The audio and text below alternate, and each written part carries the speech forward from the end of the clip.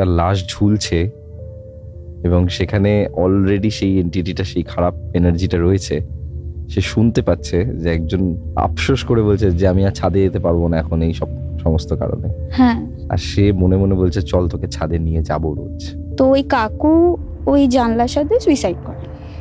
মানে জানলায় কি, মানে গলায় দড়ি দিয়ে সুইসাইড করে। অদ্ভুত ঘটনা শুনলাম। আপনি একবার ভেবে দেখুন যে আপনি এরকম ভাবে দেখছেন, আপনি হয়তো রাস্তা দিয়ে যাচ্ছেন রাত্রিবেলা অন্ধকারের মধ্যে দিয়ে, আর এমন সময় আপনি দেখছেন একটা গাছের সাথে কিছু একটা ঝুলছে।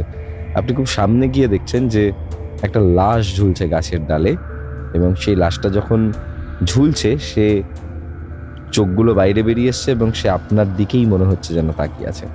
সেই মুহূর্তে দাঁড়িয়ে আপনার কেমন লাগবে? এবং তার পরবর্তীকালে যদি আপনি আপনার জীবনে বেশ কিছু অস্বাভাবিক ঘটনা ফেস করেন তাহলে আপনাদের কেমন লাগবে? কি অদ্ভুত ব্যাপার না?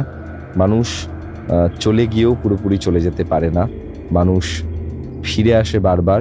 সবসময় যে কোনো রূপ পায় তা নয়, অশরীরী রূপেও কিন্তু মানুষ বহুবার ফিরে আসে।